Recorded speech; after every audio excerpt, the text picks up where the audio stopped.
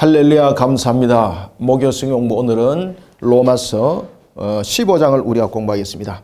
자, 이제 로마서가 이제 마무리가 서서히 이제 되고 있습니다. 이제 16장이 로마서가 이제 마무리되죠. 우리가 이제 로마서가 이제 1장부터 시작할 때 이제 전체적인 개론을 통해서도 말씀드렸던 것처럼 로마서가 가지고 있는 부분들은 우리에게 신학적으로 그리고 신앙적으로 굉장히 중요한 요소들을 우리에게 설명을 해주고 있습니다. 특히 이제 마무리에 들어가는 부분에 있어서 중요한 부분들이 있습니다. 그것은 우리가 구원에 이르려면 이 구원에 이르렀을 때에 저번에도 말씀드렸던 것처럼 우리가 믿음으로 구원받는다 그랬죠, 그죠?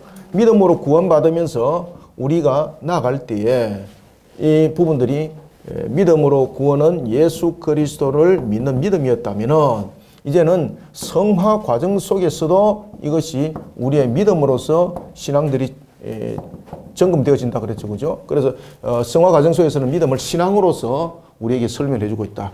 이때에 이 성화 과정 속에서 일어나는 것은 첫 번째, 우리의 의지적 결단이 굉장히 중요하게 작용한다. 특히 구원 서정 가운데서 인간의 의지가 결부되어지고 있는 과정은 구원의 서정 가운데서 성화 과정입니다. 그때에 우리의 의지가 발동되어질지라도 우리의 의지 속에서 누가 도우셔야 되는 겁니까? 성령께서.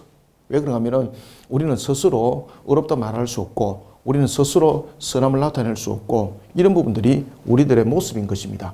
자, 이런 모습 속에서 나아갈 때에 우리의 의지와 성령이 함께 어우러져서 성화 과정 속에 열매를 맺습니다. 이것이 성화 과정 속에 나타나는 신앙입니다. 그런 신앙 가운데서 나타날 때에 오늘 본문에 보면은 굉장히 중요한 이야기를 하나 하고 있습니다. 우리의 의지적 결단에 의하여서 신앙의 모습을 내비칠 때에 참 신앙이라는 것은 우리에게 다양한 모습 속에 나타나는 거잖아요. 그 속에서도 오늘 특히 이제 15장과 16장에서 강조하는 부분들이 하나가 있습니다. 그것은 뭔가 하면은 성화 과정 속에서 굉장히 중요한 부분들이 하나가 있는데 그것이 무엇이겠습니까? 제가 이제 개론에서도 그때 한번 가르쳐 드렸죠, 그죠? 섬김이 굉장히 중요합니다. 섬김. 이 섬김이 왜 중요한가 하면은 섬김이라는 것은 우리의 행위 속에서 나타나는 거지 않습니까? 이 섬김은 우리의 생각으로 그치는 것이 아니거든요. 신앙은 무엇인가 하면은 이 신앙은 생각하는 것으로 나타나는 것이 아닙니다. 신앙은 지식이 아닙니다. 신앙은 무언가 하면은 열매라고 이렇게 말하는데 이것이 실천하는 속에서 나타남이죠, 그죠? 실천하는 속에서. 실천하는 속에서 나타나는 열매, 그것이 이제 신앙이라고 말할 수 있습니다. 이 속에 섬김이 있는 겁니다. 그래서 이 섬김의 우리의 모습 속에서는 항상 이 섬김이 말씀이 항상 기준이 되어야 된다는 것. 그리고 또한 섬김이 우리에게 얼마나 중요한가 하면은 자신이 알고 있는 그 신앙을 실천해 나가는 측면에서인데 이때 이 섬김이 이 속에서는 우리에게 중요한 부분들이 두 가지가 작용이 되어집니다. 하나는 섬김은 하나님의 말씀을 실천하는 부분에서 우리의 신앙적 부분들을 말하고 있다면은 또 하나는 섬김은 하나님께서 우리에게 주신 명령을 지켜나가는 부분에서 언약적 부분들이 이 속에 함께 어우러지고 있습니다.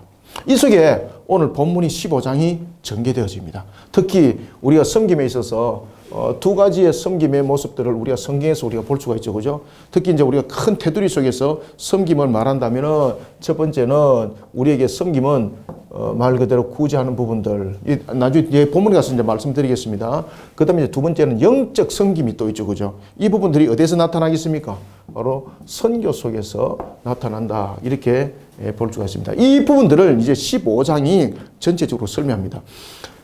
그리고 이제 특히 이제 15장에서 성화 과정 속에서 우리에게 나타나는 부분들을 내용 속에서 믿음이 강한 자가 있는가 하면은 믿음이 강한 자가 있고 또한 믿음이 연약한 자들이 있죠, 그죠?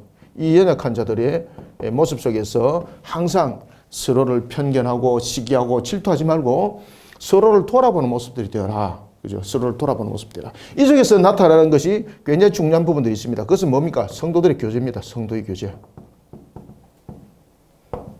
이 교제 맞습니까? 예, 성도의 교제. 맞습니다. 이 교제는 책이다, 그죠? 예. 예. 이 성도의 교제가 굉장히 중요합니다. 성도의 교제가. 성도의 교제가 얼마큼 중요한가 하면은 이 부분들을 통해서 서로를 위로하게 되고 서로를 격려하게 되고 이런 속에 성화 과정 속에 신앙들의 열매를 맺는 그런 내용들이 전개되어집니다. 이것을 15장에서 14장에 이어서 15장에서 초에 함께 이 내용들을 설명해 나가고 있습니다. 그래서 이제 15장은 보면은 전체적으로 세 가지로 나눠질 수 있습니다. 첫 번째는 14장에 이어서 성도 간의 교제를 중요하게 다루고 있고, 그 다음에는 또한 무엇을 다루고 있겠습니까? 전체적인 부분에 대해서 이제 섬김을 다루고 있을 때에 두 번째는 구제에 대한 내용들을 다루고 있고, 그 다음에 세 번째는 선교에 대한 내용 속에서 이 성화 과정 속에서 일어나고 있는 이 내용들을 15장은 전체적으로 다루고 있다고 볼 수 있겠습니다. 자, 그러면은 우리가 15장 1절을 통해서 내용들을 한번 읽어가면서 전체적으로 보도록 하겠습니다. 자, 15장 1절 한번 봅시다. 믿음이 강한 우리는, 자, 여기서 여러분들 믿음이 강한 자는 누구고 믿음이 약한 자는 누구겠습니까? 그래서 여기서 지금 그런 로마서를 쓰고 있다는 것이죠. 로마는 여러분들이 잘 아시는 것처럼 이방인의 교회잖아요. 그죠? 로마는 이방인의 교회로서 이방인이 세웠던 교회입니다. 이방인이 세웠던 교회. 그리고 특히 이제 로마 교회는 여러분들이 이제 잘 아시는 것처럼 그 예수님의 십자가 사건을 보았던 그들이 로마에 돌아가서 그들이 세웠던 교회, 그러니까 사도들이 세우지 않은 교회 중에서 대표적인 교회가 바로 로마 교회입니다. 그래서 이 로마 교회는 그 지역에 있는 주민들에 의해서, 그리고 또한 그 지역 주민들에 의해서 세워진 그런 자생적인 개척 교회라 이렇게 보시면 되겠습니다. 그런 본문들을 선해 나가면서 이런 이야기를 해요. 믿음이 강한 우리는, 그죠? 여기서 우리는 누굴까? 자, 믿음이 강한 자. 여기서 믿음이 강한 자와 그 다음에 믿음이 약한 자를 설명할 때에 이 믿음이 강한 자가 누굴까? 여기서 힌트를 주고 있습니다. 누굽니까? 우리라는 것이 이 속에 힌트를 주고 있죠. 그럼 여기서 우리라는 것은 무엇을 말하고 있을까요? 누굽니까? 그렇죠. 바로 로마 교인들과 같은 이방인들을 말하고 있습니다. 그러면은 왜 그들을 믿음이 강한 자라고 설명할까요? 그리고 왜 유대인들을 믿음이 약한 자라고 소개하고 있을까요? 정말로 그들이 믿음이 없기 때문에 약하고 이들이 믿음이 강하기 때문에 강한 자일까요? 아니죠. 왜냐하면 앞에도 제가 이제 말씀드렸던 것처럼 이들이 가지고 있는 신앙의 터들이 어디로부터 시작됐는가가 굉장히 중요하게 작용을 하고 있는 겁니다. 특히 믿음이 강한 자들은 이들의 믿음에 대한 그 출발점들이 예수 그리스도를 구세주로 믿는 믿음 속에 이들은 세워진 거죠. 첫 출발이 아예. 그런데 유대인들은 왜 믿음이 약한 자라고 이야기를 하는가 하면은 여전히 유대인들 머리 사고 속에는 어떤 사고가 놓여져 있었습니까? 그렇죠. 늘 율법적 사고가 놓여져 있었습니다. 예수 그리스도를 믿는 믿음 속의 구원. 그렇지만 이 예수 그리스도를 믿는 믿음 속의 구원이 정말로 맞을까라는 부분에서 그들은 의심을 하게 되었고, 그러면서 그들이 만들어냈던 것이 무엇입니까? 율법적 구원론이죠. 그죠? 율법적 구원론. 예수 그리스도를 믿는 믿음 플러스 구원. 그래서 이 속에서 유대인화가 되어야 된다. 유대인화가. 그러면서 나타났던 사상들이 나중에 발전되면서 나타나는 사상이 무엇으로 발전한다 그랬습니까? 애변주로 나타난다고 그랬잖아요. 그죠? 애변주. 그래서 믿음이 약한 자를 유대인들로서 설명을 해 나가는 이유가 그들이 정말로 믿음이 약하기 때문에 그런 것이 아니라 그들이 가지고 있는 유대적, 율법적 사고관, 이 속에 여전히 사로잡혀 있는 그런 모습 속에 놓이는 그들. 그래서 약한 자라고 말하는 겁니다. 믿음이 강한 우리는 마땅히 믿음이 약한 자의 약점을 담당하고 자기를 기쁘게 하지 아니할 것이라. 먼저 자기 속에 있는 부분에 대해서 이적 요소들을 철저히 배제해라. 그러면서 성도들의 교제들이 이루어지는 것이다.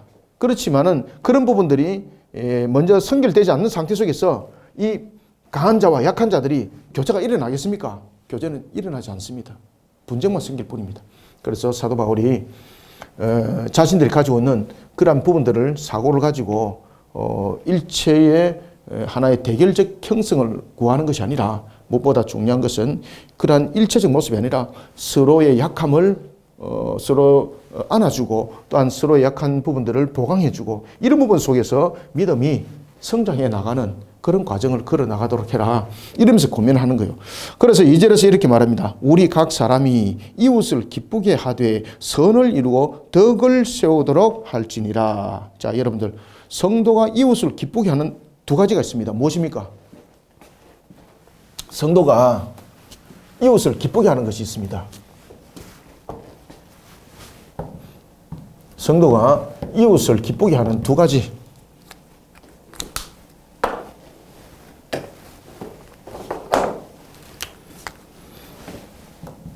일반적으로 성도가 이웃을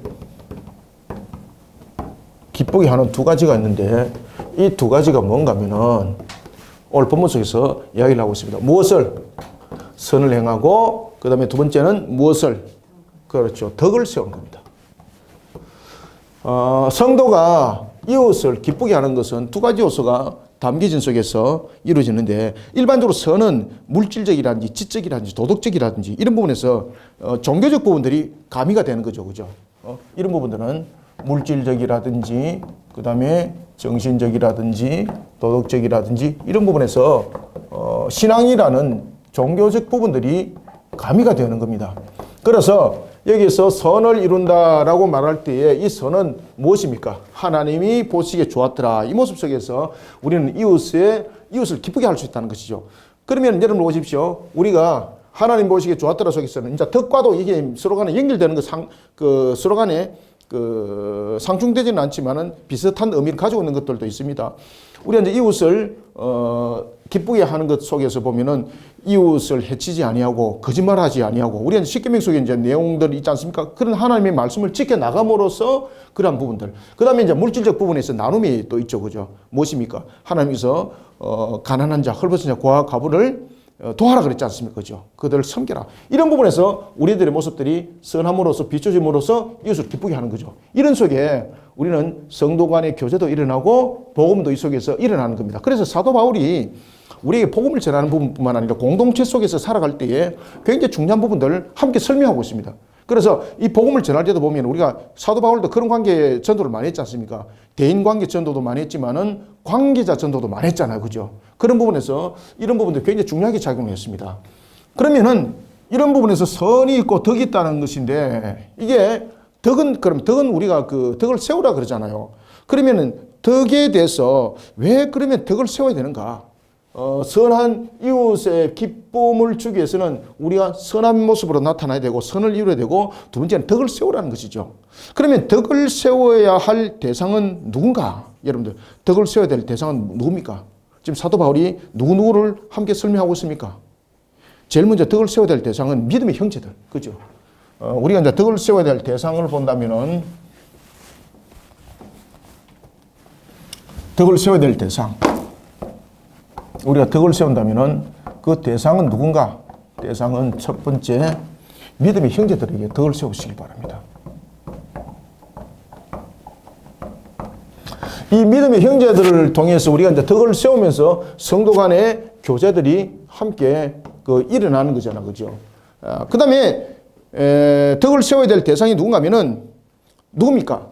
믿음의 형제뿐만 아니라 바로 두 번째는 이웃입니다. 그 다음에 또한 덕을 세워야 될 대상은 뭔가 하면은 교회 공동체입니다.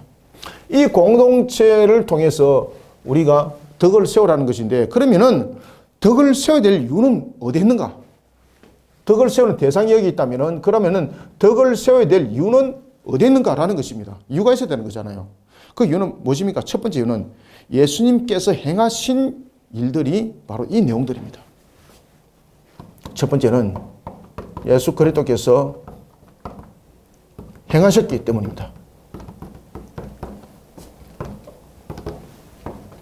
그 다음에 두 번째 이유는 덕을 세워야 될 두 번째 이유는 무엇이겠습니까? 열매 없는 자가 되지 않도록 하기 위해서입니다. 그래서 지금 성화 과정 속에서 내용을 설명하고 있는 거잖아, 그죠? 성화 과정 속에서 굉장히 중요한 것들, 덕을 세우라는 겁니다. 선을 행하고 덕을 세우라. 그러면 덕을 세워야 될 대상은 믿음의 형제들이고 그 다음에 이웃이고 교회 공동체를 향해서 덕을 세우시길 바랍니다.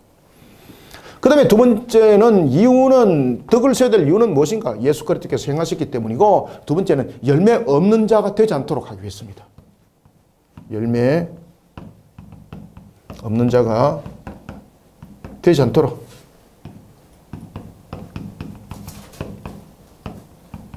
그래서 덕을 세워야 됩니다. 이 덕을 세운다는 것은 굉장히 중요한 의미를 가지고 있습니다. 그런가 하면은 또한 우리가 덕을 세워야 될 세 번째 큰 이유가 무엇입니까? 은혜를 끼치기 해야 됩니다. 은혜를. 그래서 은혜를 끼치기 위해서 우리는 덕을 세워야 됩니다. 은혜를 끼치기 위해서. 은혜를 끼치기 위해서 덕을 우리가 세워야 됩니다. 그러면은 우리가 이왕 나왔기 때문에 그 쭉 한번 우리가 다시 한번 더 점검해 봅시다. 그러면은 우리가 성도가 이웃을 기쁘게 하는 것은 선을 세우는 것이고, 선을 이루는 것이고, 그 다음 덕을 세우는 것인데, 그 대상은 세 가지였고, 이유도 세 가지가 있었습니다. 그러면은 어떻게 덕을 세울 것인가라는 것입니다. 그죠? 덕을 어떻게 세울 것인가? 그 방법이 있어야 되는 것이죠. 그러면은 덕을 세우는 덕을 세우는 방법은 여러 가지 부분들이 많습니다. 그 중에 이제 대표적인 것이 무엇입니까? 덕을 세우기 위해서는 제일 먼저 마음의 정결을 사모해야 됩니다. 아시겠습니까? 덕을 세우기 위해서는 무엇을 사모하라고요? 마음의 정결을 사모하셔야 됩니다. 왜 그런가 하면은 덕이라는 것은 그 출발점들이 남을 이롭게 하는 거지 않습니까?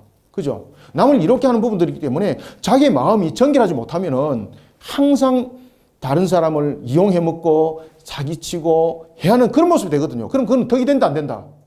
절대 덕이 안 돼요. 그래서 덕을 세우는 부분에 있어서 제일 먼저 첫 번째 방법은 뭐인가 하면 자기 마음의 정결을 먼저 세워야 돼요. 그래서 자기 마음의 정결을 사모함으로 덕을 세워야 돼요. 첫 번째는 자기 마음의 정결을 사모함으로. 자기 마음의 정결을, 그죠? 정결을 사모하지 못하는데 어떻게 여러분들 남에게 이롭게 할 수가 있습니까? 절대 그거는 가설입니다. 전부 다 가정스러운 말입니다. 그 다음에 두 번째는 지혜롭고 부지런해야 됩니다. 덕을 세우려면. 덕을 세우면은 그 덕을 세우는 방법 두 번째는 지혜로워야 됩니다. 그죠? 그러면 이 지혜로움은 어디서부터 지혜로움입니까? 하나님의 말씀에 입각해야 되는 거예요. 하나님 말씀에. 하나님 말씀. 그죠? 지혜로울 뿐만 아니라 어떻게 된다? 부지런해야 됩니다. 제가 이제 몇 번 말씀을 드렸는데, 제가 이제 그 장로님이 지금은 그 세상에 이제 안 계시는데, 그 장로님이, 제가 그랬습니다. 제가 지금까지 지나가면서 보았던 장로님 가운데 진짜 장로님이었다. 그분이 살가게 하신 분이었거든요. 살가게 하신 분. 정말로 그냥 그분 보시면은 그냥 예수님이 보여요. 그냥 동네에 안 믿는 사람들도 그 장로님을 통해서 그냥 교회가 그냥 자연스럽게 그냥 그 장로님만 보면은 그 장로님이 고민을 하잖아요. 그러면 그 마을 사람들이 교회를 안 갈 수가 없는 거예요. 그 정도로 그분이 덕을 세우는 일에 아주 부지런해요. 새벽마다 그 길들 다 쓸어요. 처음에 사람들이 틱틱댔는데 나중에 보니까 거기다가 그 장로님이 얼마 정도로 부지런한가 하면 그 동네에 어떤 일들이 있잖아. 그죠? 그럼 진짜로 마음을 다해서 그 문제를 해결하는데 앞장서는 거예요. 이 장로님. 그리고 그 가정에 어린아이가 있다. 진짜로 사랑하는 거예요. 와, 그분이. 그러니까 주일학교가 막 차올라 넘치는 거예요. 굉장히 부지런해요, 이분이. 저도 이분을 이제 자주 만나가지고 처음에는 서로 모르는 사이였는데 이제 나중에 이제 같이 이제 이야기도 나누고 같이 이제 이야기도 하고 일도 하고 이렇게 하면서 제가 그랬었어요. 참 장로님을 보니까 예수님이 보인다. 근데 너무 겸손해, 이분이. 너무 겸손해. 그 이분이 그렇게 잘 살지도 않아요. 그런데 이분이 이제 살장사를 했었거든요. 그런 가운데서도 아주 정직한 사람, 그리고 나눔을 아주 잘해요, 이 사람. 그런 분이 있어. 진짜로 부지런한 사람. 진짜 하나님 앞에 쓰임 받았던 사람, 덕을 세우는 분이었습니다. 대표적으로. 그 다음에 이제 세 번째는 우리가 앞에도 말씀드렸던 것처럼 덕을 세우려면은 어때로 해야 됩니까? 하나님 말씀대로 해야 됩니다. 하나님 말씀대로. 그죠? 이거 화면에 보입니까? 한번 점검사 한번 봐주세요. 그 다음에 네 번째는 뭔가 하면은 덕을 세우려면은 이웃을 기쁘게 하는 것을 근본으로 가져야 됩니다. 내가 기쁜 것이 아닙니다. 아시겠죠? 누구를 기쁘게 한다? 그렇죠. 이웃을 기쁘게 하는 근본을 가져야 됩니다. 자, 그 다음에 다섯 번째는 우리가 덕을 세우려면은 우리의 모습대로 어떻게 되는가? 반드시 필요한 것이 있습니다. 자, 여러분들, 우리가 하나님께서, 예수님께서 계명을 말씀하실 때에 계명은 크게 둘로 설명한다 그랬지 않습니까? 그 둘의 계명이 무엇입니까? 하나님을 향한 사랑, 이웃을 향한 사랑. 그러면은 덕을 세우는 것에 대해서 가장 중요한 것들 가운데 또 하나는 무엇입니까? 사랑함으로 반드시 덕을 세워야 됩니다. 그죠? 여기서 사랑함이라는 것은 에로스적 부분들이 아니죠. 정말로 헌신된 사랑적인 부분들, 이런 부분들을 함께 나타나고 있는 의미죠. 그렇죠? 사랑함으로. 덕을 세울 때는 이 부분들은 사랑함으로, 이웃을 사랑함으로 이 덕이 세워진다라는 사실입니다. 자, 그 다음에 이제 여섯 번째는 다 타인의 유익을 구해야 됩니다. 반드시. 내 유익을 구하기 위해서는 덕이 세워집니까? 안 세워집니까? 아닙니다. 그것은 자신의 이익 산출이지 않습니까? 그래서 덕을 세우는 부분에서는 자신의 이익을 절대 돌아보시면 안 됩니다. 타인의 이익을 구하는 속에 덕은 세워집니다.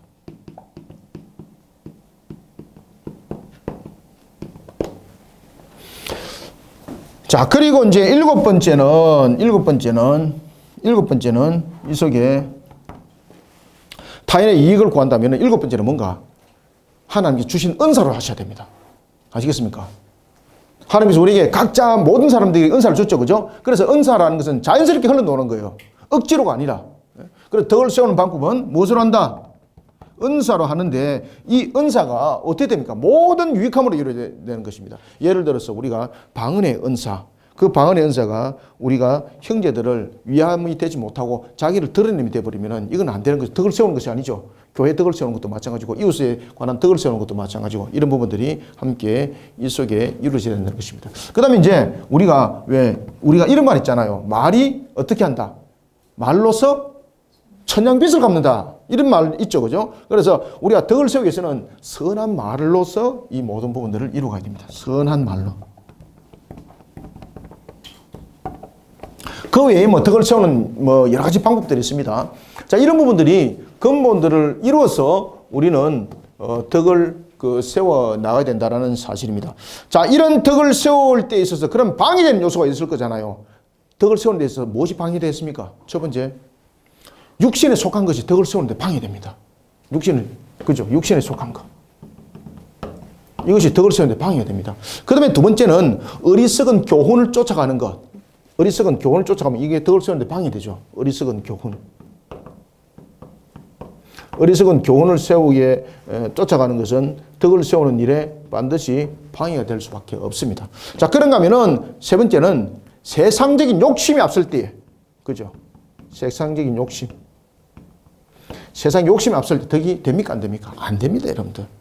그 다음에 네 번째는 우리가 요한계시록에도 나타나죠. 영적으로 어떻게 됐을 때? 미지근할 때 절대 덕 안 세워집니다. 영적 미지근함. 이런 부분들이 덕을 세우는데 방해 요소입니다, 이게. 대표적인 방해 요소입니다, 이게. 성경이 너무나도 명확하게 잘 나타나고 있는 내용들입니다. 이것이 덕을 세우는 일을 방해하는 요소.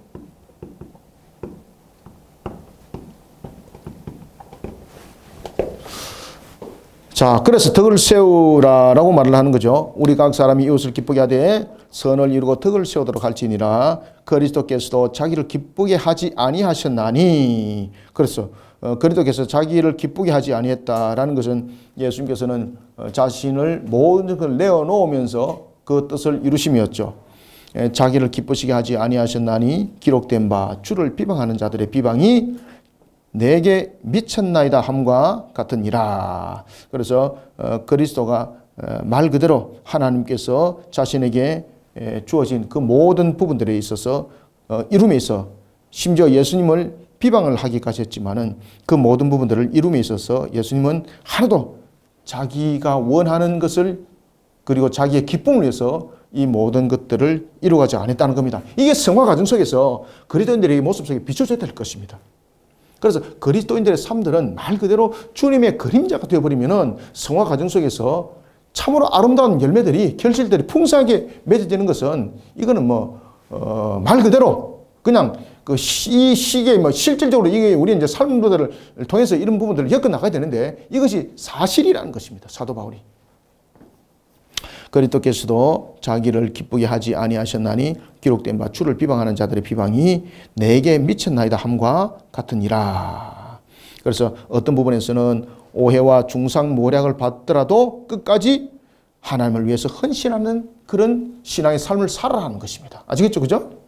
예수님께서도 오해 비방 얼마나 많이 받았습니까? 그럼에도 불구하고 우리가 요한복음 17장에서 예수님께서 기도하시죠? 아버지의 뜻이 이루어지기를 강력하게 기도하잖아. 그죠? 이와 마찬가지로 어떤 비방을 받더라도 우리는 이런 부분들을 행함에 있어서 이 덕들이 세워지는 겁니다. 그러니까 예수님처럼 오해와 중상과 모략을 받더라도 끝까지 하나님을 위하여 헌신된 그런 신앙의 성화 과정을 우리는 살아가는 자들이 되어야 된다. 4절 무엇이든지 전에 기록된 바는, 여기서 이제 기록된 바는 구약 성경을 말합니다. 구약 성경, 우리로 말하면은 구약 성경입니다. 그런데 그 당시에는 구약 성경, 신약 성경은 단어를 안 쓰죠, 그죠? 기록된 바, 이거는 구약 성경을 말합니다. 기록된 바는 우리의 교훈을 위하여 기록된 것이니 우리로 하여금 인내로 또는 성경의 위로로 소망을 가지게 함이니라. 그래서 구약 성경에 기록된 목적이 무엇인가? 우리가 성도로서의 구원받은 서정의 그 관계 속에 우리는 이와 같이 모습 속에 살아가라는 것. 특히 우리가 보면은 여러분 십계명은 무엇입니까? 성화 과정 속에서 우리가 지켜야 나가야 될 내용들이죠. 그죠? 이거는 구원이라는 것은 그 시내산 언약 속에서 맺어든 그 언약이었죠. 그리고 이제 출애굽 과정 속에서 이것은 구원의 그 하나의 과정이 성립된 거죠. 그리고 시내산 언약은 뭔가 하면 하나님의 백성으로서의 성화 과정 속에 그들에게 주어진 법도와 규례죠. 그 법도와 규례 속에서 613가지의 법도와 규례가 있었죠. 그죠? 그 가운데 가장 대표적인 것이 십계명이 있지 않습니까? 그런 부분들. 이런 부분들이 우리 속에 이제 주어진 부분들이 되는 겁니다. 성경의 위로로 소망을 가지게 함이니라. 5절 이제 인내와 위로의 하나님이 너희로 그리스도 예수를 본받아 서로 뜻이 같게 하여 주사. 그래서 우리는 인내와 위로는 무엇입니까? 그리스도를 본받는 자들이 나타내야 될 당연한 모습입니다. 위로, 소망, 인내 이런 부분들은 우리에게 나타나야 될 당연한 모습들입니다. 그런 가운데서 우리는 성도들 간의 교제 속에 뿐만 아니라 이웃을 통해서도 우리가 한 마음으로 우리가 나가는 모습들이 되어야 된다는 것이죠. 자, 6절 봅시다. 한 마음과 한 입으로 하나님 곧 우리 주 예수 그리스도의 아버지께 영광을 돌리게 하려 하노라. 그러므로 그리스도께서 우리를 받아 하나님께 영광을 돌리심과 같이 너희도 서로 받으라. 이것은 무엇입니까? 그리스도께서 죄인된 우리를 받으셨죠. 그리고 하나님께 영광을 돌렸죠. 그럼으로써 믿음이 강한 자, 믿음이 약한 자 서로 간에 무엇을 이루라는 겁니까? 화합을 이루라는 겁니다. 화합을 이루라. 화합을 이루라. 화합을 이루라.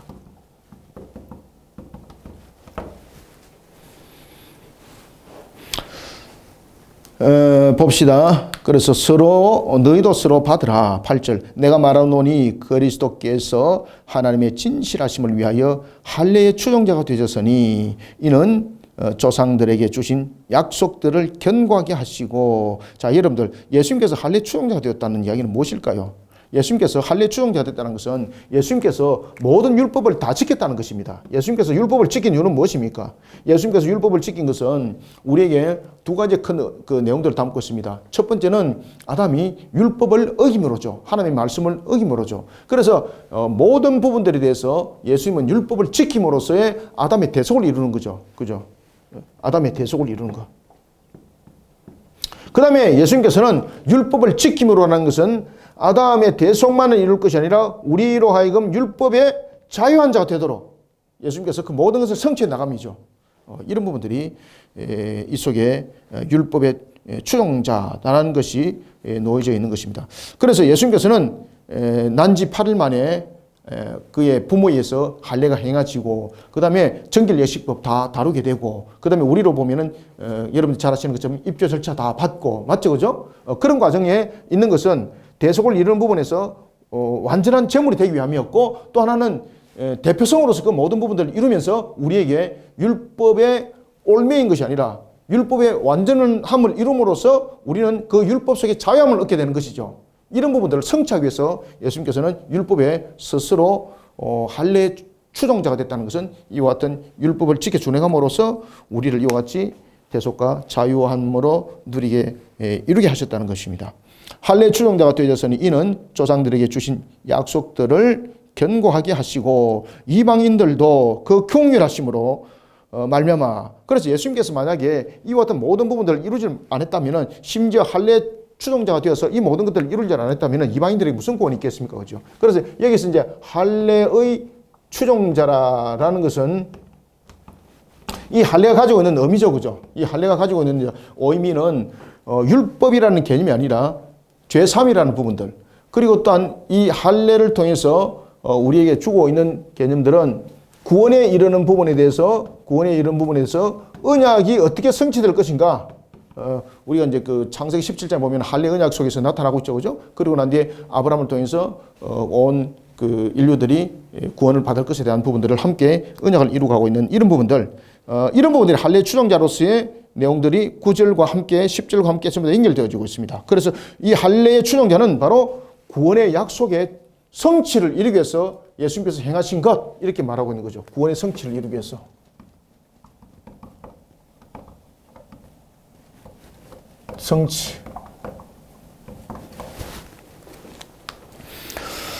8절 9절 봅시다. 내가 말하노니 그리스도께서 하나님의 진실하심을 위하여 할례의 추종자가 되셨으니 이는 조상들에게 주신 약속들을 견고하게 하시고 이방인들도 그 긍휼하심으로 말미암아 하나님께 영광을 돌리게 하려 하심이라. 아시겠죠? 그래서 할례 추종자가 된 것은 무엇입니까?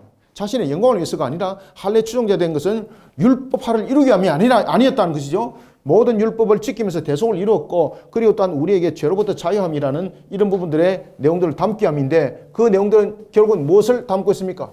구원의 성취. 그래서 예수님께서 할례 추종자가 된 것은 무엇을 이루기 위함이었습니까? 구원의 성취를 이루기 위함. 이 속에 이방인들의 구원이 함께 있더라는 것입니다. 그죠? 이 9절부터 다시 봅시다. 이방인들도 그 긍휼하심으로 말미암아 하나님께서 그래서 그 긍휼하심이잖아요. 그죠? 그 긍휼하심으로 말미암아 하나님께 영광을 돌리게 하려 하심이라 기록된 바 그러므로 내가 열방 중에서 주께 감사하고 주의 이름으로 찬송하리로다. 이것은 이제 시편 18편 49절의 내용이죠. 찬송하리로다 함과 같으니라. 또 이르되 열방들아 주의 백성과 함께 즐거워하라. 그래서 이 부분들은 또한 신명기 32장 43절의 내용을 담고 있죠. 이 내용들은 전부 다 무엇입니까? 예수님께서 할례의 추종자가 되어서 구원의 성취를 이룬 것이 우리에게 주신 예언의 말씀에 성취했다는 것입니다. 아시겠죠? 그죠? 예언의 말씀에 성취했다는 것입니다. 예수님께서 할례의 추종자가 된 이유는 무엇입니까? 예언의 말씀의 성취죠.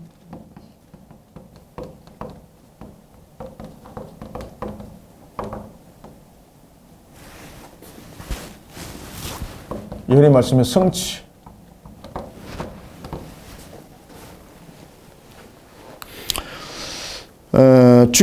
열방들아 주의 백성들과 함께 즐거워하라 하였으며 11절 또 모든 열방들아. 여기서 모든 열방들은 누굽니까?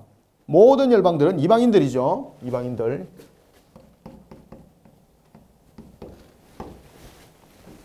모든 열방들아 주를 찬양하며 모든 백성들아. 그러면은 여기에서 모든 열방들은 이방인이었다면은 그 다음에 두 번째 모든 백성들은 누굽니까? 여기서 모든 백성들은 그럼 누굴까요? 유대인들입니다. 유대인들. 모든 백성들아 그를 찬송하라. 찬양하고 찬송하라. 이 부분들이 또한 그 시편 그 117편 1절에 있는 예언의 성취죠. 그죠? 이 부분들도 전부 다 예언의 성취입니다. 예수님께서 할례의 추종자가 된 이유가 무엇입니까? 예수님께서 할례의 추종자가 된 이유입니다.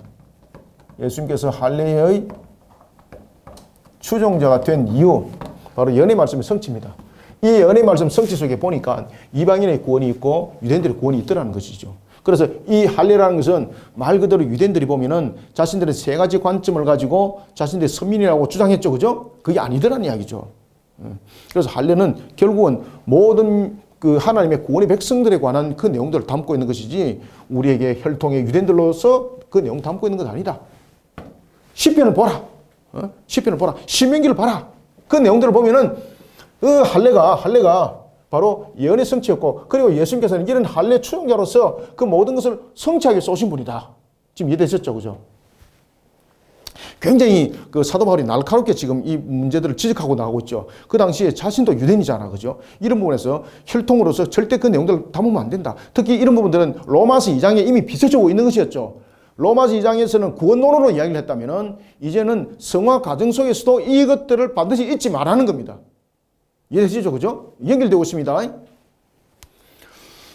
이사야서도 그럼 이야기를 하고 있다. 그 유대인들은 항상 그 성경을 예언의 말씀을 들고 놓으면은 항상 들고 노는 것이 두 개가 있습니다. 하나는 무엇입니까? 시편. 그리고 또 하나는 무엇일까요? 이사야입니다. 이사야서. 그래서 사도 바울이 지금 두 대목을 계속해서 들고 노는 거예요. 시편과 그리고 이사야입니다. 그래서 그가 시편과 이사야서를 가지고 지금 계속해서 이야기를 하는 거예요. 이유인지 아시겠죠? 그죠? 12절 또 이사야가 이르되 이새의 뿔이 곧 열방을 다스리기 위하여 일어나신 이가 있으리니 열방이 그에게 소망을 두리라. 이것은 이사야 11장 10절의 내용이죠. 그리고 그 예언의 성취 속에 예수님은 무엇이 됐다? 할례 추종자가 됐다. 이거 너희들 기억하라. 그러면서 계속해서 지금 시편의 내용과 그리고 또한 이사야서의 내용을 가지고 이들에게 지금 증거를 해나가고 있는 것입니다. 그 당시 이제 로마 교회는 보면은 크게 두 가지 분류가 있었죠. 하나는 이방인의 분류가 있었고 하나는 유대인들의 분류가 있었죠. 그죠? 그래서 지금 이야기를 딱 하는 겁니다. 지금. 13절 봅시다. 소망의 하나님이 모든 기쁨과 평강을 믿음 안에서, 자, 중요하게 딱 보세요. 믿음에 줄을 딱 치놓으세요. 소망의 하나님이 모든 기쁨과 평강을 믿음 안에서 너희에게 어떻게 한다? 충만하게 합니다. 알겠습니까? 충만하게 하셔서 성령의 능력으로 소망이 넘치게 하시기를 원하노라. 그래서 우리가 신앙 가운데 여러분 달려가면 우리에게 기쁨과 평강이 우리의 신앙 안에 있습니다. 여러분들요. 아시겠습니까? 그래서 우리가 때로는 힘들고 고달프고 어렵잖아요. 신앙 안에서 성부를 거시면 되는 거예요. 여러분들요. 살아계신 하나님이잖아요. 14절 봅시다. 내 형제들아 너희가 스스로 선함이 가득하고 모든 지식이 차서 능히 서로 권하는 자임을 나도 확신하노라. 여러분들 저에게서 제가 질문 하나를 해볼게요.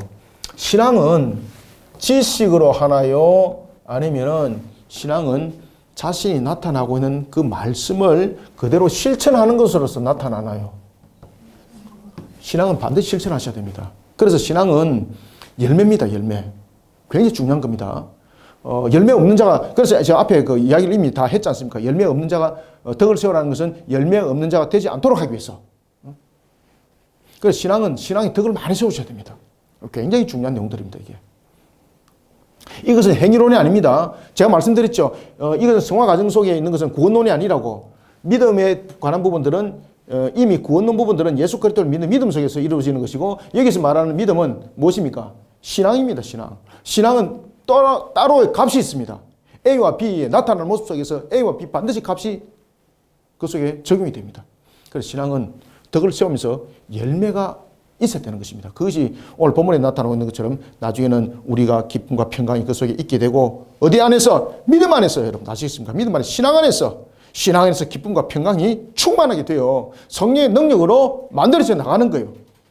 이것을 믿어 의심치 않으시길 바랍니다. 그래서 신앙은 지식으로만 찬 것으로 되지 않습니다. 신앙은 실천해서 나타나야 될 움직임의 요소입니다. 신앙은. 자, 14절 봅니다. 내 형제들아 너희가 스스로 선함이 가득하고 모든 지식이 차서 능히 서로 권하는 자임을 나도 확신하노다. 자, 여러분 믿음이 우리의 신앙 속에서 선함이 가득합니다. 그리고 지식이 찼습니다. 이것이 실천함으로써 나타나지 않으면 그건 신앙은 아니죠. 그죠? 아시겠습니까? 그것은 무엇입니까? 그려 나온 그림에 불과합니다. 그림을 멋지게 그렸습니다. 그 살아있는 거 아니잖아요. 신앙은 살아있는 그 생명체거든요. 신앙은 무엇입니까? 신앙은 생명체가 되어야 됩니다. 신앙은 무엇이다? 그 생명체입니다. 생명체. 살아 숨지게 됩니다. 신앙은.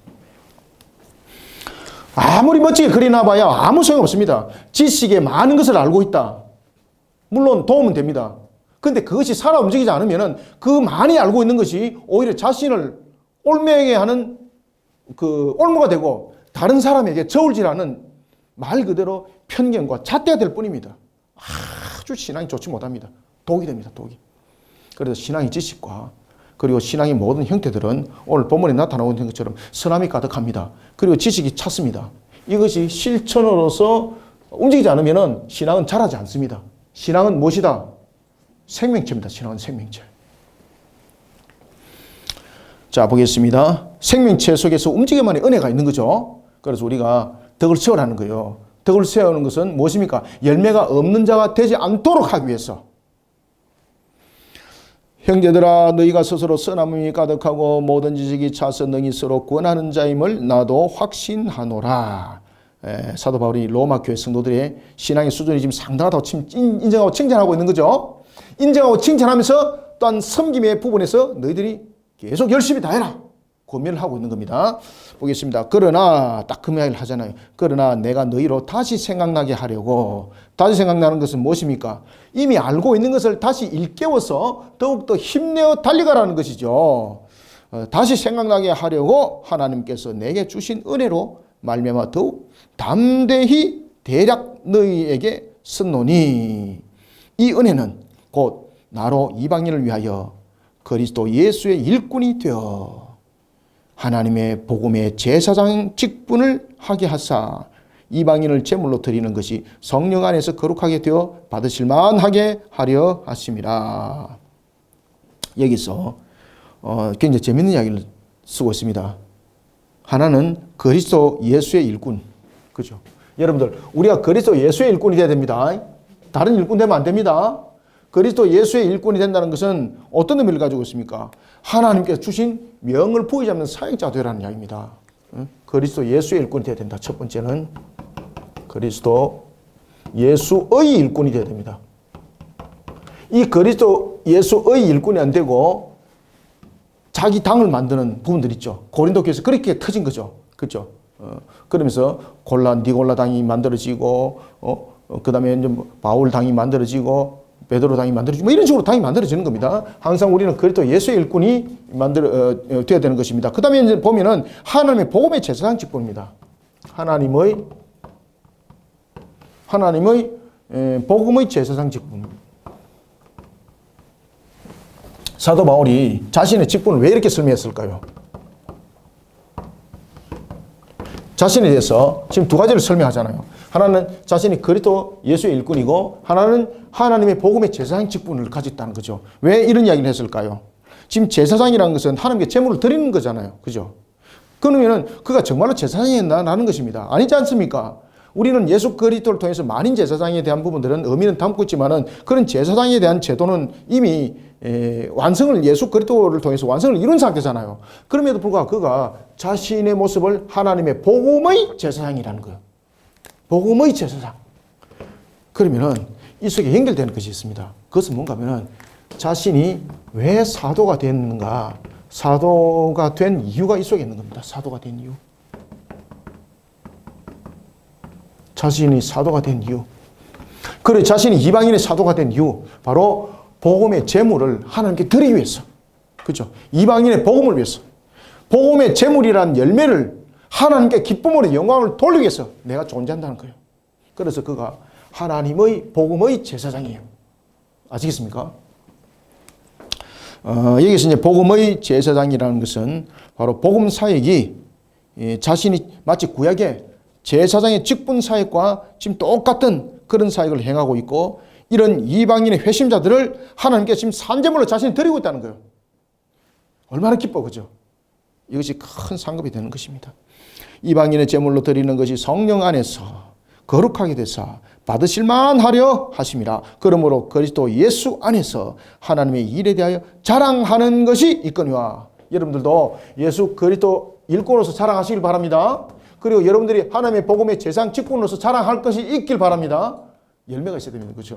열매가 있어야 되는 거죠. 자랑할 것이 있어야 됩니다. 사도 바울은 이야기하잖아요. 나 자랑할 거 있다고. 자랑할 거 있다고. 그러니까 사도 바울은 자신의 몸의 흔적까지도 자랑했잖아. 그죠? 이 자랑이 무엇인가? 내가 이 고난 속에서도 복음을 전하는 일에 내가 앞장섰노라. 이 부분에서 생명조차도 나는 헌신되이 드렸고 두려워하지를 않았다. 그러니까 이 스티그마, 상처조차도 자랑이었다는 것이죠. 그러니까 자신이 자랑할 것이 있다는 거죠. 자랑할 것이 있어야 됩니다. 17절 그러므로 내가 그리스도 예수 안에서 하나님의 일에 대하여 자랑하는 것이 있거니와 그리스도께서 이방인들을 순종하게 하기 위하여 나를 통하여 역사하신 것 외에는 내가 감히 말하지 아니하노라. 그 일과 말과 행위로 표적과 기사의 능력으로 성령의 능력으로 이루어졌으며 그리하여 내가 예루살렘으로부터 두루 행하여 일루리곤까지 그리스도의 복음을 편만하게 전하였노라. 아멘. 자, 여러분들 여기서 사도 바울이 지금 얼마나 많은 일들을 했습니까? 그런데 그 속에서 말로서, 행위로서, 표적과 기사의 능력으로서 다 했습니다. 근데 무슨 능력입니까? 성령의 능력입니다. 성령의 능력. 그래서 자신이 자랑할 건 분명히 있는데 개인적으로 자랑할 건 없다는 거죠. 자신이 결국은 이룬 것은 무엇의 능력입니까? 성령의 능력입니다. 성령의 능력. 성령의 능력. 자랑할 것은 분명히 있어야 돼요. 자랑할 것이 분명히 있는데 이 자랑이 신앙의 교만으로 나타나면 안 돼요. 이 자랑할 것은 결국은 성령의 능력을 증거하는 거예요. 그러니까 하나님은 그 사도 바울의 자랑을 기쁨으로 받을까요? 아니면 가인처럼 받을까요? 아벨처럼 기쁨으로 받는 거예요, 여러분들요. 그래서 성령의 능력, 성령의 능력으로 이 모든 것들을 행했다는 것이 굉장히 핵심적인 것이죠. 그래서 그는 성령의 능력으로 모든 것들을 이룰 때에 여러분이 잘 아시는 것처럼 그가 아시아를 가기를 원했지만은 성령께서 어디로 보냈습니까? 유럽으로 보냈잖아요, 그죠? 그 마게도냐로 보내가지고 유럽 최초의 교회가 세워졌죠. 그 교회가 무슨 교회입니까? 빌립보 교회잖아요. 근데 빌립보 교회가 여러분들 그냥 자연스럽게 세워졌나요? 아니지 않습니까?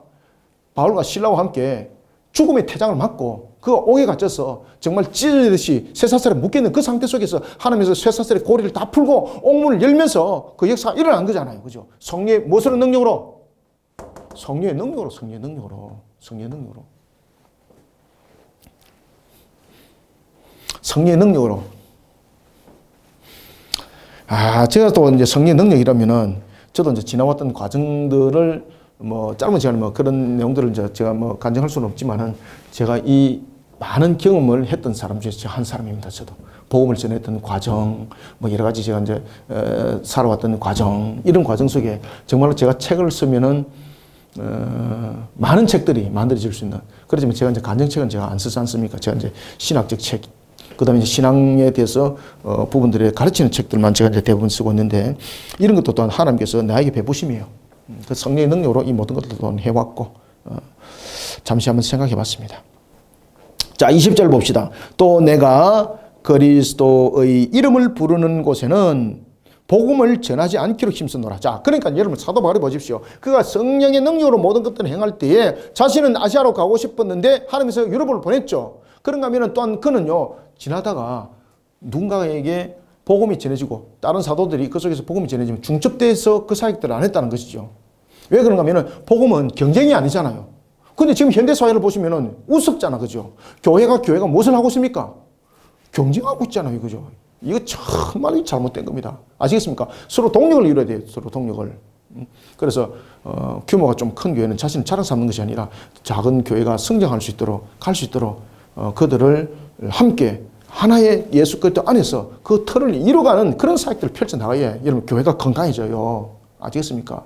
어떤 교회들은 정말로 월세를 내지 못해서 전전긍긍하고 정말로 그 속에서 늘 고민 속에 있는데 그냥 자신들은 그냥 고기 파티나 늘 벌리고 이런 모습 속에서 안 된다는 이야기입니다. 아시겠습니까? 이런 부분들 잠깐 한 예를 여러분들이 설명드렸는데 뭐 전체적인 비유적 측면에서는 맞는지 안 맞는지는 뭐 여러분들 스스로 생각하시고 아무튼 교회 속에는 이와 같은 부분들의 덕을 잘 세우는 일에 우리 교회들이 세워져야 됩니다. 그래서 남의 터 위에 건축하지 않습니다. 아시겠죠? 그죠? 남의 성도들 빼앗아가는 것 아닙니다. 자신들이 교회 크게 세웠다고 우리 교회 시설 좋습니다. 그 교회 잊지 말고 우리 교회 오세요. 이거 아닙니다. 이거 마귀 짓이에요. 교회는 규모를 크게 세우는 것이 아니라 교회는 흩어져서 하나님의 뜻을 사명을 감당하는 일에 서로 동력을 이루는 것이 굉장히 중요합니다. 이것이 초대교회가 이렇게 움직여졌습니다. 우리는 초대교회로 돌아가야 된다고 말을 하면서 우리의 근본과 근원은 안 돌아가고 있습니다. 아도폰테스라는 것은 근본으로 돌아간다는 것이거든요. 근원과 근본은 안 돌아가면서 그냥 형태만, 그냥 개념만 자꾸 그런 이야기를 할 뿐이에요. 정말로 자신들이 그 초대교회 모습들로 돌아가려면 정말로 자신들이 교회로서 깨어져야 될 것이 얼마나 많은지 모릅니다. 그건 안 하려고 그러는 거예요. 다 가식이죠. 자, 그냥 읽읍시다. 그래서 남의 터 위에 세우면 안 됩니다. 남의 터 위에 건축하지 아니하려 함이라 기록된 바. 그래서 사도 바울이 남의 터 위에 건축하지 않은 것도 전부 다 이사야서의 말씀의 성취 속에서 그 말씀을 내가 따라갑니다. 이사야서 52장 15절의 말씀입니다. 기록된 바 주의 소식을 받지 못한 자들이 볼 것이요 듣지 못한 자들이 깨달으리라 함과 같으니라. 그러니 자신은 자신의 선교에 대한 방침이 무엇이 근거라는 겁니까? 기분이고 사람들의 의견이 아니라 성경의 근거를 따르고 있다는 겁니다. 아시겠죠? 그래서 교회를 돌아보는 것도 성경적 근거죠. 반드시 돌아봐야 됩니다. 여러분 아시겠습니까? 성경적 근거가 굉장히 중요합니다. 성경적 근거. 네 근거 어디 있노? 그럼 성경에서 다 나와야 돼요. 우리가 그렇게 하면 되는 거 아니에요? 이렇게 아니에요. 모든 것은 성경적 근거로 말해야 되는 거예요. 그래서 제가 이제 나중에 뒤에도 설명을 해드리겠습니다. 앞에도 서론에서 그 말씀 드렸죠. 그죠? 섬김의 부분에서는 두 가지 섬김이 있는데, 하나는 구제 섬김이고, 두 번째는 선교 섬김이다. 구제의 섬김은 우리가 육신으로 섬기는 것이라면은, 선교의 섬김은 영적으로 섬김이죠. 그죠? 이런 부분 전부 어디 있는가? 성경의 근거예요. 성경의 근거. 나중에 뒤에서 제가 이제 말씀을 드리겠습니다. 자, 22절부터 이제 그 내용들이 나타납니다.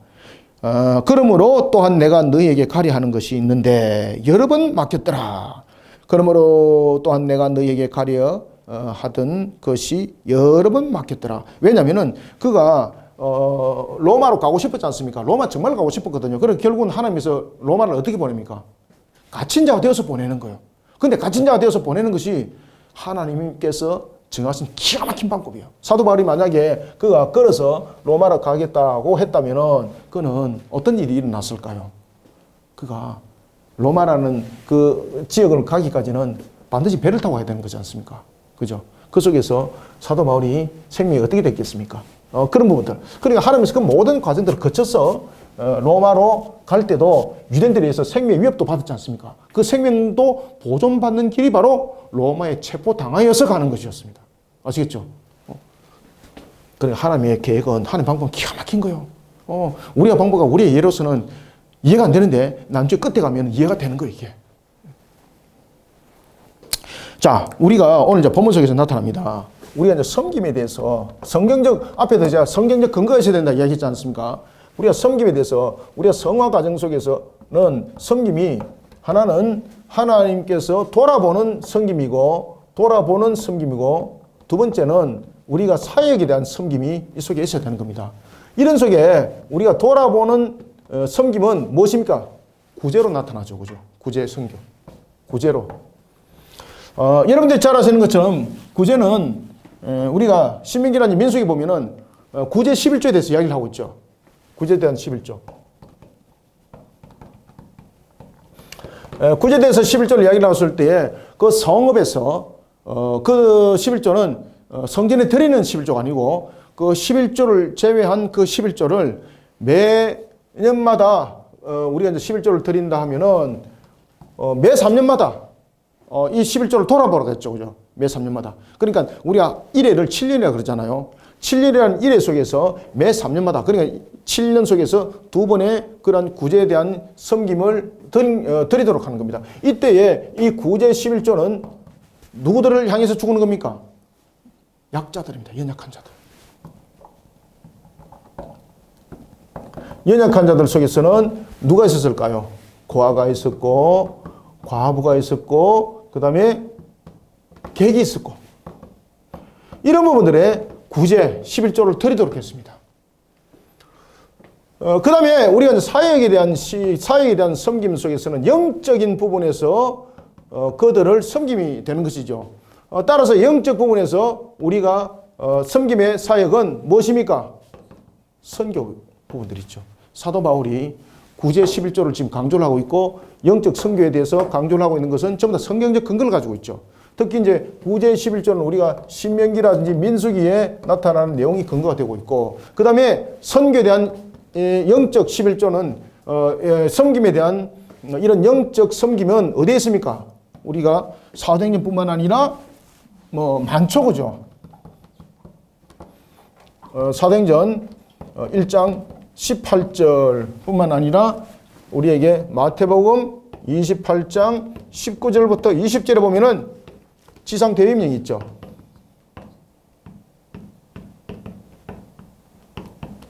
이것이 사역의 섬김의 영적 선교, 이 부분들이 근거를 가지고 있죠. 성경적 근거를 다 가지고 있습니다.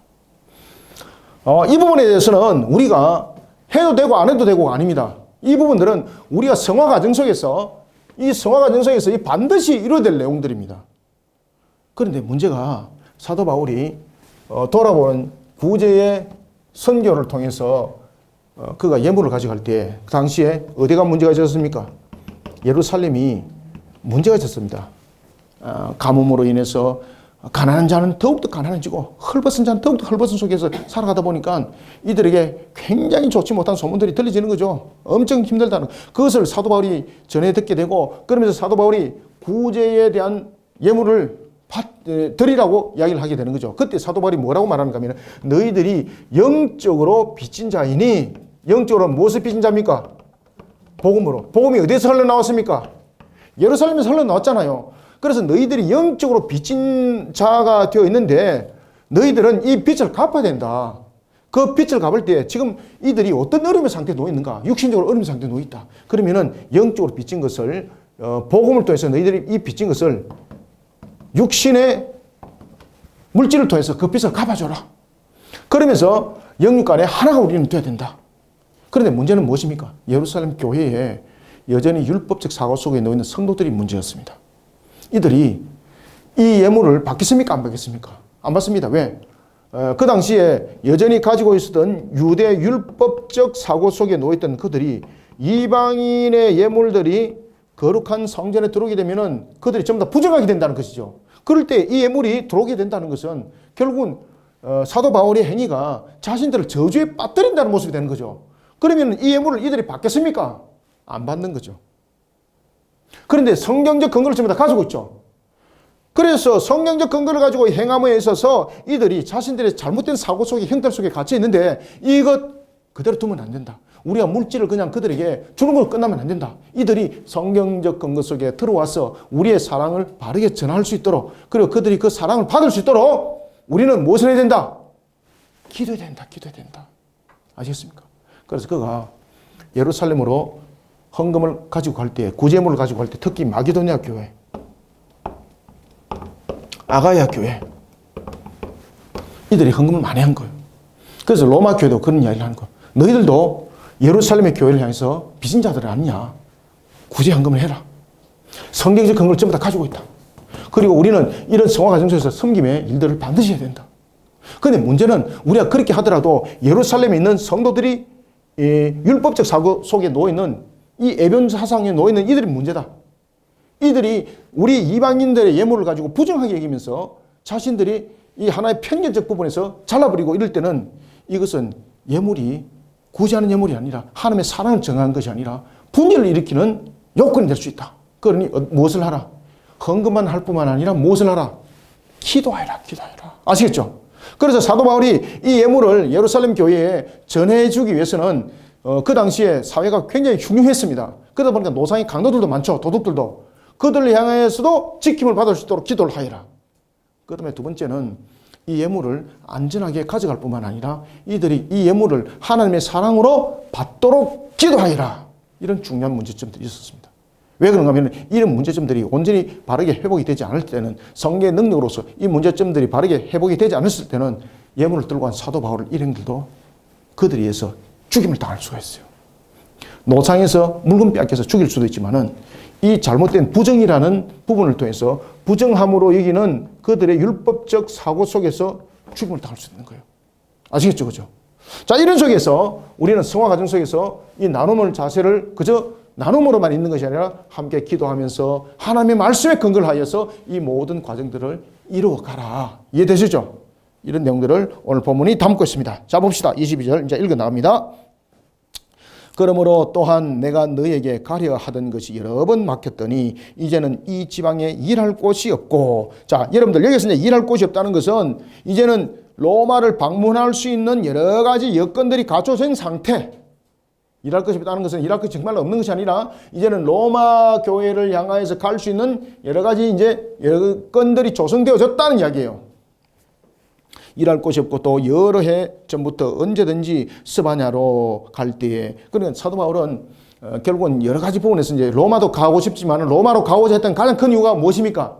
로마는 모든 길을 가는 세계로 가는 길이었지 않습니까? 곧 교통로. 그래서 그는 로마로 가는 이유가 무엇입니까? 왜 로마로 가고 싶었을까요? 스바냐 전도를 위해서. 그래서 스바냐 전도를 갈 때도 너희들이 나를 파송해 주라. 그래서 로마 교회를 향해서 지금 두 가지를 말하고 있죠. 무엇을 말합니까? 구제에 대해서도 예루살렘 교회를 돌아보고 영적으로 선교하는 일에도 나와 함께 동력을 이뤄서 열심히 너희들이 나를 후원하고 그리고 이 사명 사역들을 힘있게 감당할 수 있도록 나를 도와달라. 이 부분들이 지금 편지의 말미에 기록되어지고 있는 겁니다. 그래서 이 부분들 전부 다 성경적 근거를 가지고 있는 겁니다. 아시겠죠? 그래서 섬김의 부분들은 성화 과정 속에서 해도 되고 안 되고 되는 것이 아니라 우리가 성화 과정 속에서 신앙의 열매를 맺는 일에 아주 중요한 하나의 요소입니다. 이게. 참고하시길 바랍니다. 이제는 23절 이제는 이 지방에 일할 곳이 없고 또 여러 해 전부터 언제든지 스바냐로 갈 때에 너희에게 가기를 바라고 있었으니 이는 지나가는 길에 너희를 보고 먼저 너희와 무엇을 사귐으로 얼마간 기쁨을 가진 후에 너희가 그리로 보내주기를 바랍니다. 여기서 보내주기를 바란다는 것은 무엇입니까? 로마 교회가 말 그대로 스바냐를 보내는 일에 있어서 선교적 지원을 하는 교회가 되라 이 말입니다. 우리도 이제 선교하는 교회들이 있지 않습니까? 그죠? 우리가 이제 대체로 저희들 교회에서 이제 선교하는 교회들은 신분이 노출되면은 안 되는 선교지들입니다. 저희들 교회들은 대부분. 그러다 보니까 그분들이 와도 저희들이 이렇게 방송을 안 해요. 왜냐하면 신분이 노출돼 버리면은 한 번은 신분이 노출돼 가지고 추방당할 만한 그 사건들이 벌어진 일도 있었거든요. 현지에서. 그래서 굉장히 조심해요.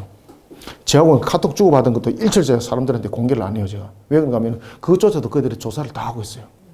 그래서 제가 이제 개인적으로 이제 카톡하고 할 때는 전부 다 비밀 기호를 써요, 저희들은. 기역, 니은, 시엇, 이역 뭐 이렇게 하면은 우리들 간에 서로 간에 교통하는 그런 내용들이 있거든요. 마치 뭐 암호를 풀듯이 그렇게 해요. 그렇게 우리 교통을 해요. 참고하시면 되겠습니다. 25절. 그러나 이제는 내가 성도를 섬기는 일로 어디로 간다? 자, 지금 이제 선교에 대한 일도 하고 그 다음에 또한 구제하는 일에 대해서 성경적 근거를 가지고 있는데 이 부분에서 너희들이 분명하게 함께 동의를 이루라는 이야기죠. 지금 로마 교회를 향해서. 그러나 이제는 내가 성도를 섬기는 일로 여기서 이제 성도를 세운다는 것은 그들의 필요를 채우는 일입니다. 성도를 섬기는 일로 어디로 간다? 예루살렘에 가노니 이는 마게도냐와 아가야 사람들이 예루살렘 성도 중 가난한 자들을 위하여 기쁘게 얼마를 연보하였음이라. 자발적인 참여, 기쁨으로 했다는 거죠. 그런데 왜 기쁨으로 했는데 지금 사도 바울이 그들에게 기도를 부탁했을까요? 이런 율법적 사고 속에 놓이는 자들 때문이었습니다. 아시겠죠? 그죠? 그리고 또한 로마 교회도 이와 같이 선교하는 일에 자신들이 파송하는 교회가 되기를 원하고 그리고 구제하는 일에도 이와 같이 마게도냐 교회도 아가야 교회도 이와 같이 아낌없이 헌금했는데 로마 교회, 하물며 로마인데 너희들이 예루살렘을 향해서 반드시 구제물을 드려라. 그죠? 성경적 근거를 가지고 우리는 성화 과정에서 일들을 해야 되는 겁니다. 27절, 26절부터 읽읍시다. 이는 마게도냐와 아가야 사람들이 예루살렘 성도 중 가난한 자들을 위하여 기쁘게 얼마를 연보하였음이라. 저희가 기뻐서 하였거니와 또한 저희는 그들에게 무엇을 빚진 자니 만일 이방인들이 그들의 영적인 것을 나누어 가졌으면 육적인 것으로 그들을 섬기는 것이 마땅하다. 그죠? 영적으로 빚진 자는 육적으로 그들이 힘들 때 도와줘야 됩니다. 그러면서 성도들 간의 교제와 아름다운 성화 과정 속에서 아름다운 그런 교통들이 일어나는 겁니다. 열매 있는 모습들이 해야 됩니다. 그러므로 28절 그러므로 내가 이 일을 마치고 이 열매를 그들에게 확정한 후에 너희에게 들리다가 스바냐로 가리라. 그래서 예루살렘 교회 그 일들이 마치고 어디로 온다? 로마로 지금 와서 스바냐로 지금 가겠다는 것이죠. 29절 내가 너희에게 나갈 때에 그리스도의 충만한 복을 가지고 갈 줄 아노라. 그래서 여러분들요 이와 같이 우리가 섬김 속에서 성화 과정 속에서 이와 같이 섬김의 일들을 잘 돌아볼 때에 우리는 또 하나는 그리스도의 충만한 복이 우리 속에 임한 줄 믿으시길 바랍니다. 하나님께서 베푸시는 은혜가 반드시 있습니다. 아시겠죠? 그죠? 잘 돌아보시길 바랍니다. 30절 형제들아 내가 우리 주 예수 그리스도와 성령의 사랑으로 말미암아 너희를 구원하노니 너희 기도에 나와 힘을 같이 하여 나를 위하여 하나님께 빌어. 왜 이렇게 기도하라 그러죠? 바로 이 율법적 사고 속에 있는 그들로 인하여서 자신들의 드리는 이방인들의 구제 예물이 부정함으로 여기고 그로 인하여서 그 예물을 거부당할 뿐만 아니라 생명조차도 위협을 당할 수가 있거든요. 그 다음에 또 하나는 예물을 전해나가는 그 과정들이 노상의 강도들이 많았죠. 그 당시에. 그러다 보니까 그 노상에서 생명을 또한 잃어버리지 않도록 기도해달라. 그러니까 하나님의 지키심과 보하심과 그리고 또한 그들의 마음을 변화시키는 것은 결국 무엇입니까? 성령의 능력이죠. 성령의 능력. 자, 여러분 성령의 능력 속에서는 우리의 지식적인 신앙관으로 됩니까? 안 되는 거죠. 영적 교통함이 함께 일어나야 되는 것이죠. 그래서 기도가 중요한 거예요. 여러분들 신앙 속에서는. 신앙 속에서는 무엇이 중요합니까? 말씀과 기도와 실천하는 삶의 자세. 그래서 신앙은 생명체예요. 생명체. 30절 형제들아 내가 우리 주 예수 그리스도와 성령의 사랑으로 말미암아 너희를 구원하노니 너희 무엇이 기도에 나와 힘을 같이하여 나를 위하여 하나님께 빌어 나로 첫 번째 유대인에게 순종하지 아니하는 자로부터 건짐을 받게 하고 여기서 유대에서 순종하지 아니하는 자들로부터 건짐을 받는다는 것은 무엇입니까? 극렬한 그런 유대적 사고관점 속에 있는 기독교인들이었습니다. 그죠? 율법적 사고 속에 사로잡혀 있는 기독교인들. 이들이 나중에 애변주의가 되죠. 애변주의. 그래서 유대에서 순종하지 아니하는 자들이라는 것은 말 그대로 이런 그 극렬한 유대인들, 율법적 사고 속에 있는 그들로부터 건짐을 받게 하고 또 예루살렘에 대하여 내가 섬기는 일로 성도들이 받을 만하게 하고 여기서 이제 구제 헌금을 전하는 일에 있어서 심지어 죽음까지도 당할 수 있는 그런 상태가 벌어지는데 그런 일들이 안 벌어지도록 기도해 달라는 거죠. 성도들이 받을 만하게 아시겠습니까? 그들의 마음들을 바꿔서 정말로 이 이방인들의 예물들이 기뻐서 형제들이라는 그 내용 속에서 예물들을 받도록 하라. 32절 나로 하나님의 뜻을 따라 기쁨으로 너희에게 나아가 너희와 함께 편히 쉬게 하라. 그래서 세 번째 기도의 목적은 바로 편히 돌아올 수 있도록 기도해달라. 편히 돌아올 수 있다는 건 무엇입니까? 앞에도 제가 말씀드렸던 것처럼 그 당시에 노상의 강도들이 행인들을 지나갔을 때 그 물건을 빼앗고 그들을 죽이고 이런 일들이 비일비재하게 일어났던 그 당시의 상황들입니다. 그래서 안전을 위해서 기도해달라. 33절 평강의 하나님께서 너희 모든 사람과 함께 계실지어다. 아멘. 자, 오늘 우리는 15장 좀 내용은 길었습니다만은 좀 간줄여서 또한 본 것도 있고 조금 더 상세하게 본 것 내용도 있습니다. 무엇보다 중요한 것은 우리가 성화 과정 속에서 잘 섬기는 자들이 되시길 바랍니다. 우리에게 영적 섬김과 또한 우리의 육적 섬김이 함께 아름답게 이루어져야 됩니다. 신앙은 생명체입니다. 우리가 말씀과 기도 속에 항상 실천하는 그러한 삶들을 성화 과정 속에서 맺어가며 아름다운 모습들을 이루고 할 때에 그리스도의 복이 여러분들에게 함께 임할 줄 믿으시길 바랍니다. 이란 속에 하늘의 문이 열리고 여러분들에게 은혜 담비 오늘도 가득 부어지기를 소망합니다. 기도하겠습니다. 하나님 감사합니다. 주께서 베푸시는 은혜 속에 오늘도 우리로 하여금 달려가게 하여 주시고 성화 과정 속에 우리로 하여금 잘 섬기는 자리에 세워 나가게 하시니 감사합니다. 때로는 구제하는 섬김의 일로 때로는 영적으로 복음을 전하는 선교하는 섬김의 일로 우리와 함께 동력을 이루고 하나가 되고 일치가 되는 모습 속에 나가기를 원합니다. 항상 그리스도 안에서 열매 맺는 자들이 되게 하여 주옵소서. 이런 성화 과정 속에 우리의 근본들이 흔들리지 않도록 항상 성경을 근본으로 삼고 항상 하나님의 말씀이 우리 속에 중심을 이루어 나가는 또한 성화 과정이 이루어지기를 원합니다. 신앙은 생명체라 하였습니다. 이 생명체가 건강한 모습으로 살아 움직이는 모습이 되고 또한 이 건강한 생명체에 하나님께서 더욱더 생육 번성 충만함이 모든 성도들의 삶들을 통해서 일어나기를 소망하며 예수님의 이름으로 기도드립나이다. 아멘.